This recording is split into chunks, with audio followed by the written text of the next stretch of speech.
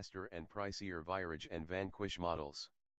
Now, after a dozen years of subtle but constant refinement, the DB9 finally is approaching the end of its run, with its replacement, the DB11, arriving by the end of 2016. But Aston is not letting the DB9 go gentle into that good night.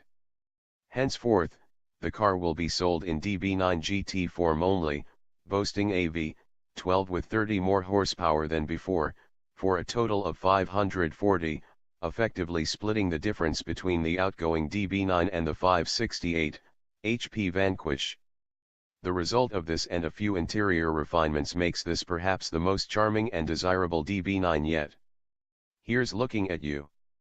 Honestly, regardless of how much power resided under its long hood, this car wouldn't have lasted this long if it weren't so damn pretty, and the GT's nominal exterior changes, new 20-inch wheels, standard carbon fiber accents, and GT badging, leave the DB9's enduring beauty unmarred.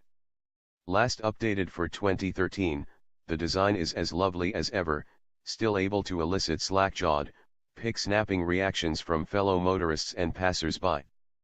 Perhaps more than any car on sale today, the Aston Martin DB9 GT is ageless. The interior remains the same decadent and lovingly crafted although space-challenged environment it's always been, only now it has vastly improved dashboard switchgear courtesy of the Vanquish. Banks of capacitive touch buttons and gorgeous knurled knobs replace the DB9's slapdash pieces, and a new infotainment system is worlds more intelligent than before.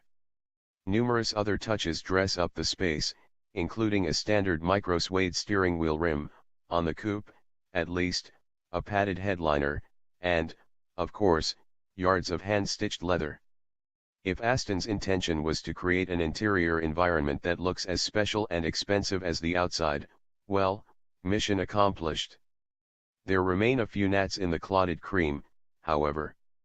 Some folks might recognize the window and mirror switchgear, as well as the air vents, from lesser brands that once were part of Aston Martin's corporate family when it was a part of the Ford Motor Company prior to being sold off in 2007. The navigation screen is too small by today's standards and can't quite bring itself to stand up straight, but rather faces slightly downward.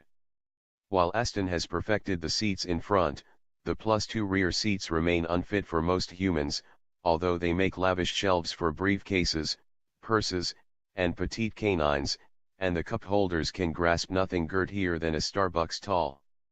And we can't fathom that after all these years Aston has never set a junior designer to the task of redesigning the unsightly steering wheel hub.